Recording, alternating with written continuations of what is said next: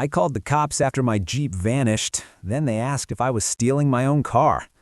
Hi, I'm Marcus. I'm 41, and last Tuesday I was almost arrested for stealing my own car. It started with a text from my neighbor. "Hey man, did you sell your Jeep?"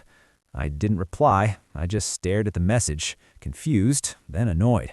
Because no, I hadn't sold my Jeep.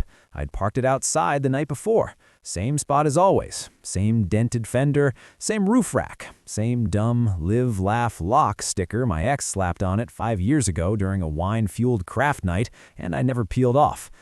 I walked outside, phone in hand, and froze. The Jeep was gone. I wasn't immediately panicked. It had happened before. Street cleaning, some confusing temp signage, once even a film crew that towed half the block. I checked the signs. I checked the app. No parking violations, no recent tows. I called the city impound. Nothing. Then I saw it. 2 blocks down, parked in someone else's driveway, sat my Jeep. I recognized it instantly. The cracked tail light, the faded sticker, the missing antenna. But it was clean. Too clean. Shiny even. Someone had washed it. And inside, new seat covers, a phone mount, a little dangly air freshener shaped like a tree that said Warrior Spirit. I walked up slowly, looked around, knocked on the front door of the house it was parked in front of. A woman answered, late 20s, friendly smile. I asked her if she knew whose car that was. She said her boyfriend's. He'd just bought it off Craigslist last weekend. My mouth dried. Craigslist. I asked if she had the listing. She actually pulled it up on her phone. There it was, my Jeep. Same plates in the photos, same VIN in the description. Different name on the title. I thanked her, tried to stay calm, and walked away. Then I called the cops. That was mistake number 1. The dispatcher kept me on hold for 7 minutes. I paced in front of the house like a lunatic, trying not to stare at the Jeep, my Jeep. Finally, someone picked up. I explained everything, how the car was mine, how it had vanished from in front of my building overnight, and how it was now parked 2 blocks away in someone else's driveway, freshly washed like it had just come back from a spa weekend. The officer who showed up was young, too young, looked like he still had acne under that bulletproof vest. He took notes on a little tablet while nodding way too much. "You got proof it's yours?" "Yes," I said. "I have the title, the registration. Wait, I didn't have the title. Because the title had been in the glove box. Like an idiot. Because I just had the thing smogged and needed it ready for DMV renewal, and I'd left it there, in the glove box, along with the registration and a copy of my insurance." The cop frowned when I told him that. "Okay, so you don't have physical proof. You don't have keys for it either." I held them up. 1 key, worn and scratched, popped the key fob open, my garage clicker still attached. The cop tilted his head. "So why didn't you just open it?" "Because I don't want to break into my own car in front of someone else's house and get shot," I said. He smirked. "Fair." We walked back to the Jeep. I unlocked it. The alarm chirped. The cop raised his eyebrows. I slid into the driver's seat, heart thumping like I was doing something wrong. Everything was familiar and strange at the same time. The seat had been moved, the mirrors too. A new Bluetooth stereo had been installed. The cop leaned in. "You sure this is your car?"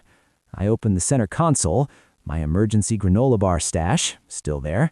The emergency inhaler Camila made me carry after that one hiking trip, still there. The scratched-up mini flashlight with my name engraved, still there.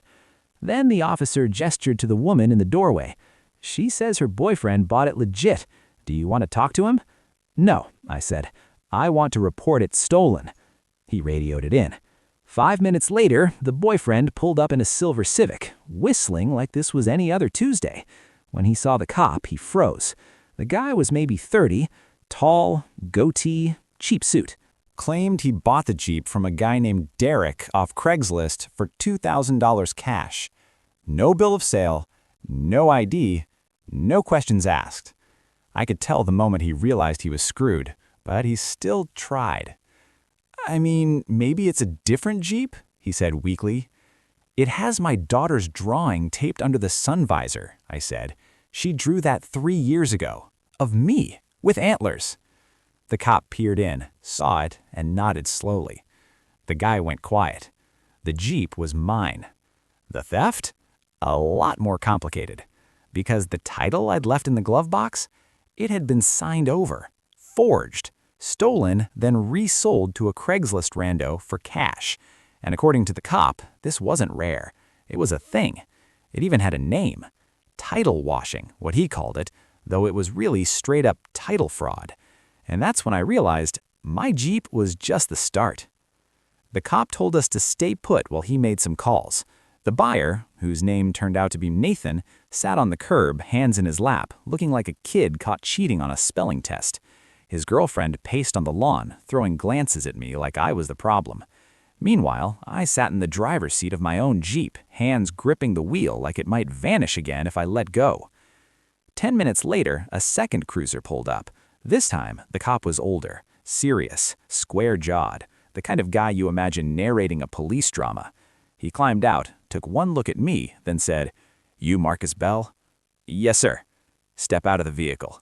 I did, slowly, not because I was guilty, but because suddenly I felt like I might be. "We need to verify ownership before we can release the vehicle to you," he said. "You said you have the registration and title?"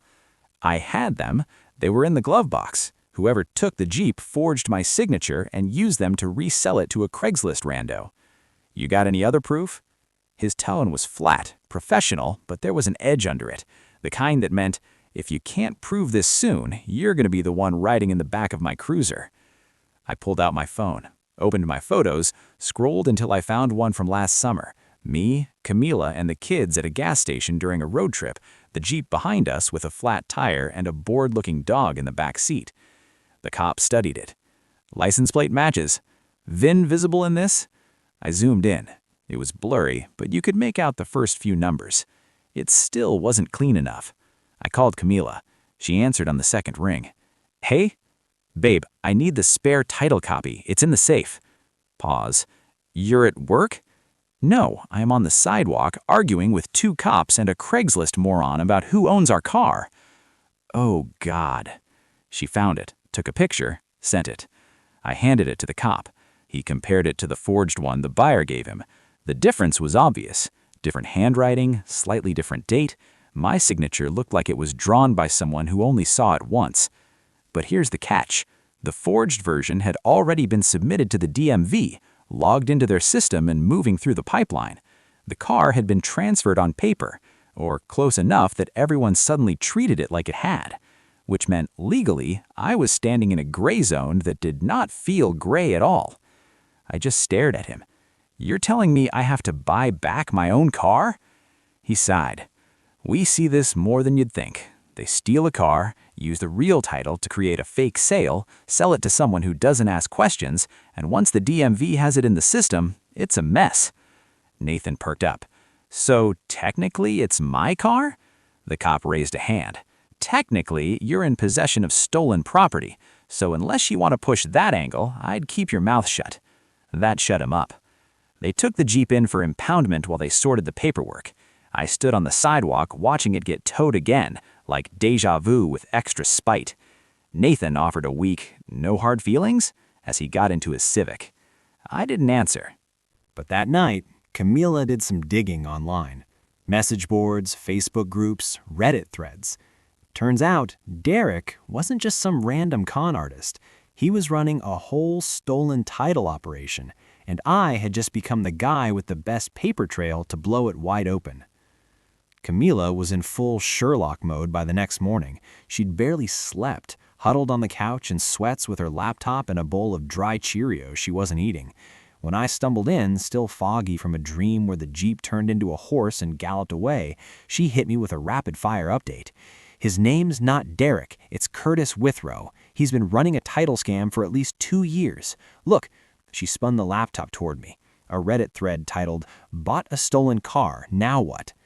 Halfway down, a user named SwordDad77 wrote, "Met the guy in a Wendy's parking lot, paid cash, got a title, VIN matched. 2 weeks later, it was impounded. Turns out it was stolen. Guy's name was Derek or maybe Curtis. He used both." Camila had screenshots, photos, comments, links to at least 6 other posts with the same story. Different cities, same con. Always Craigslist, always clean-looking cars under market value, always cash. "Why hasn't he been arrested?" I asked. "Because he's smart," Camila said, sipping coffee like it was fuel. "He doesn't use the same number twice. He uses real titles, signs them with near-perfect forgeries. The DMV accepts them. By the time the original owner reports the car stolen, it's already been sold to someone else." I was half dressed, half awake, and fully pissed off. "Okay, so how do we catch him?" Camila hesitated, then smirked. "We bait the bastard." By noon, I had a burner email address, a fake name, and a brand new Craigslist ad bookmarked. 2012 Toyota Tacoma, $4,500, clean title, must go. The ad had all the marks. Vague story, blurry photos. Don't need it anymore, moving to Florida. Contact number? A new one.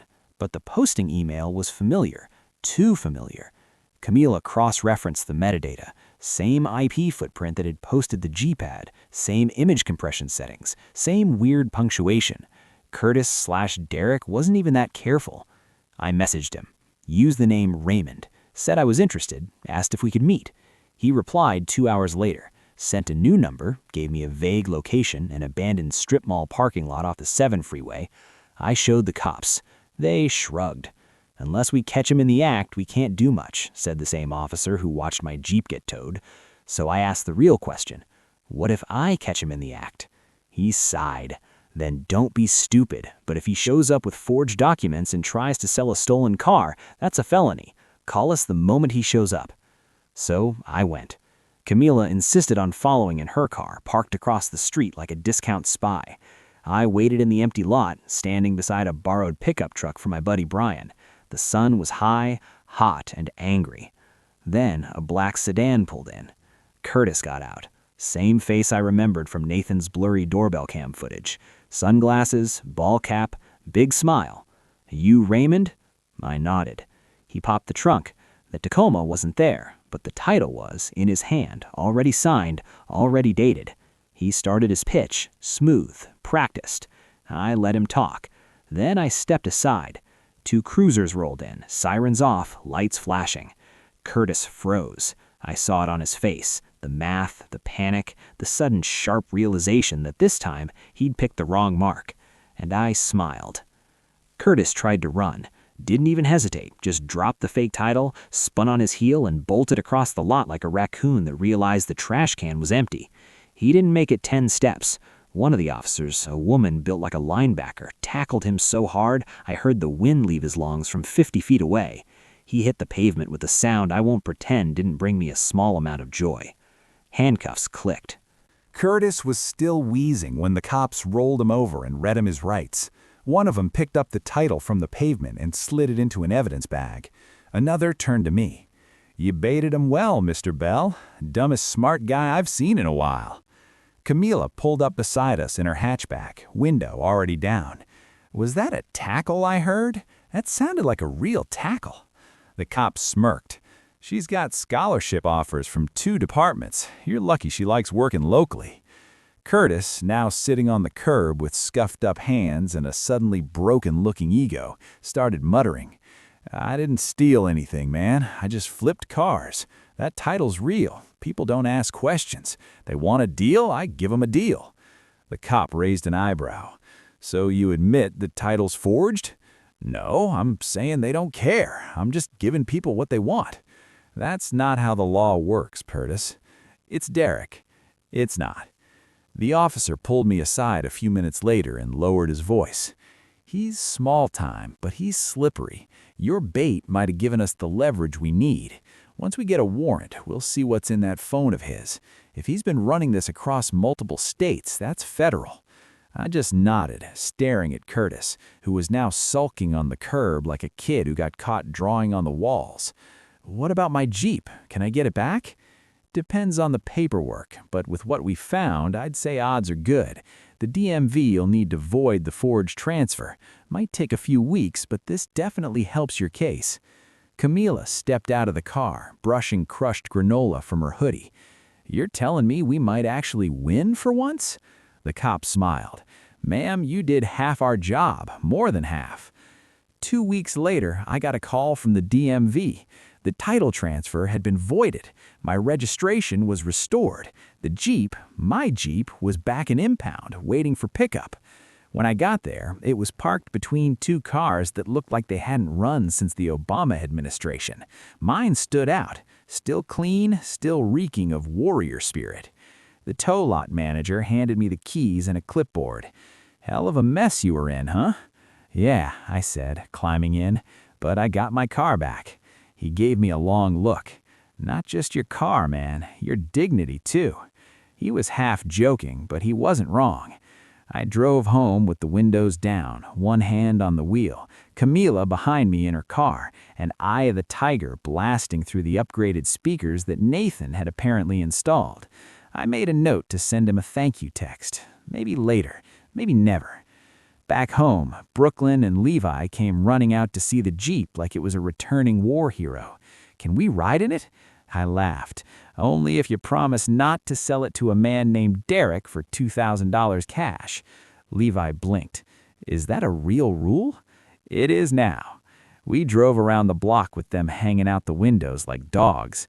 Camila just watched from the porch, smiling like the whole thing had been worth it. And for the first time in a long time, I agreed with her. It should have ended there. Happy family, car recovered, scammer tackled into the pavement like a rogue NFL player. But 3 days after I got the Jeep back, something weird happened. A letter arrived. Not an email, not a phone call, a real honest-to-God envelope with my name written in blue ink, no return address, postmarked from Nevada. I opened it in the kitchen while Camila folded laundry on the couch and the kids screamed at each other about juice boxes. Inside, a single sheet of paper, typed, one sentence centered in the middle. "You poked the wrong hive, Marcus." That's it. No signature, no threat, no context. I stared at it for a full 30 seconds, then flipped it over like there might be a second message. There wasn't. Camila looked up when I didn't move. "What is it?" I handed her the letter. She read it, then blinked. "Okay, that's creepy, very mob adjacent. Should I start preparing a safe house?" I smiled, but something cold had settled in my chest. I think Curtis had friends. We took it to the police station. The officer at the front desk read it twice, then shrugged. Could be nothing, could be a scare tactic, or could be someone real unhappy their golden goose got tackled in a parking lot. "They know where I live," I said. "They got your address from DMV records. He probably had copies of your old registration. You're not invisible." Comforting. The officer leaned in slightly. "But if they were serious, Marcus, they wouldn't have sent a letter. They'd have sent a windowless van." I appreciated the honesty. It didn't exactly help me sleep. We installed a camera on the porch that night. I double-checked the locks. Brooklyn asked why I was acting weird, and I told her it was a home safety game. She named the camera Detective Pickles. By the next week, I'd mostly shaken it off, until Camila called me at work. Detective Pickles saw someone. The footage was grainy, low light, but clear enough. 2:14 a.m., a tall man in a hoodie walks up our driveway, pauses, looks directly at the camera, lingers for 10 seconds, then walks away. Doesn't ring the bell, doesn't knock, doesn't leave anything. Just stands there, watching, and then vanishes into the night. We sent the footage to the police. They said the same thing. "We'll keep an eye out. Let us know if anything else happens." Camila wanted to stay with her sister for a few days. I didn't blame her. I parked the Jeep in the garage and backed it in so the plates didn't show from the street. I installed motion lights, bought a doorbell camera for the back door, even taught the kids how to use the panic code on the security system. And then 2 nights later, the second letter arrived. Same envelope, same blue ink. Inside, "Nevada is just the beginning." I looked at Camila. She looked back at me. "Do we call the cops again?" she asked. I shook my head. "No," I said. "We call someone else." She raised an eyebrow. "Who?" I smiled grimly. "The guy who sold me the Jeep back in 2016, the real original owner. Because if someone's using old titles to run a scam ring, I think we've only scratched the surface." His name was Eduardo. I still had his number saved in my contacts under Jeep Guy, along with a picture of his old dog in the back seat, drooling on the leather. I hadn't spoken to him in over 9 years. He answered on the second ring. "Hello? Eduardo, this is Marcus Bell. I bought your Jeep Wrangler back in 2016. Marcus, wow, he's still driving that thing? Yeah, actually, I just got it back. It was stolen." Pause. "That sucks, man. You okay?" "Sort of. Listen, I have to ask. When you sold it to me, do you remember if anyone else had copies of the title?" Another pause. Then a sharp exhale. "Oh, hell," he said. "You got one of those letters, didn't you?" I went cold. "You've seen them?" "I got 2. One after I sold the Jeep, and another when I posted a different car a year later. Black envelope, no return, creepy one-liner. Blue ink, no signature. That's the one." I sat down. "Eduardo, what is this?" "I never told anyone," he said slowly, "but the week before I sold you the Jeep, I was approached by this guy at a gas station. Said he'd give me more than what I listed it for. Cash, no questions. I said no. He smiled, said, 'You'll regret that.' I thought it was just sleazy sales tactics."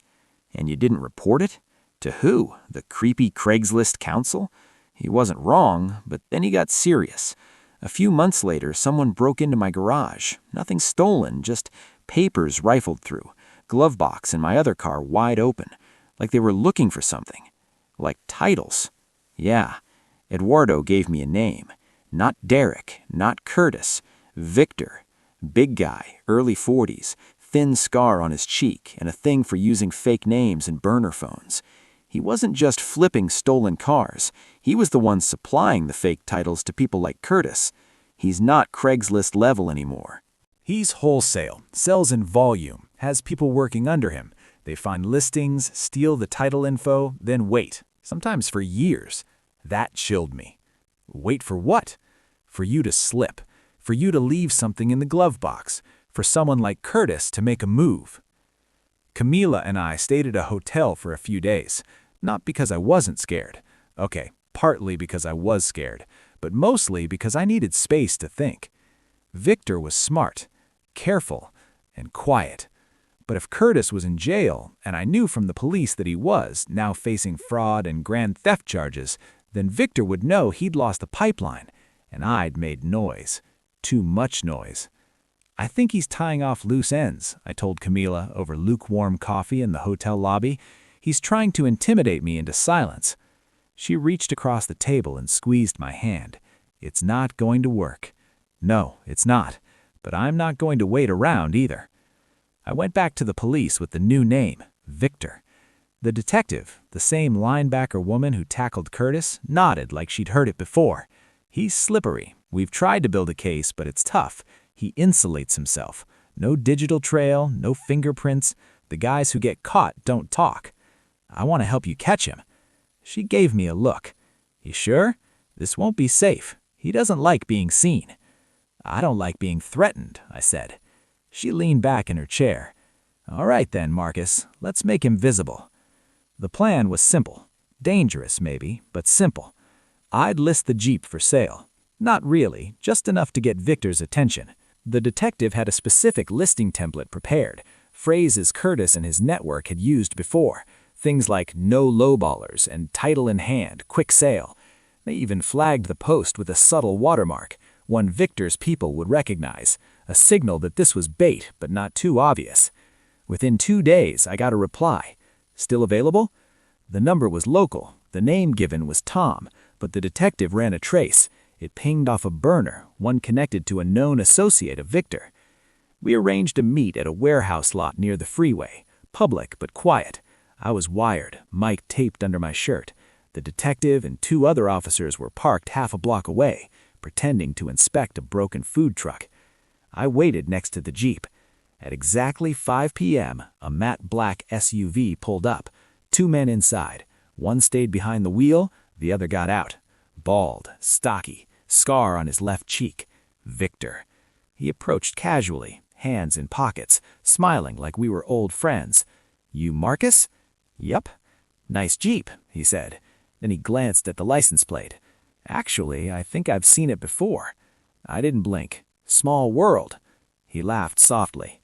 Mind if I take a look inside? Sure, I said. He stepped forward, then paused, looked at me closer. You wired? I smiled. Are you? His face froze just long enough for the detective to call it. 2 cruisers swerved in, lights, doors flying open, guns drawn. Victor ran. Didn't get far. The guy in the SUV tried to reverse, but a patrol car blocked him in seconds. The whole thing was over in under a minute. Victor was charged with multiple counts of fraud, conspiracy, and interstate theft. He'd been running fake title scams across 4 states. Curtis turned state witness. Everyone rolled on everyone. The case made the news. They called me the guy who baited a crime ring with his own car. I got the Jeep detailed for free. But more than that, I got peace. No more letters, no more threats. Just life. Normal. Safe.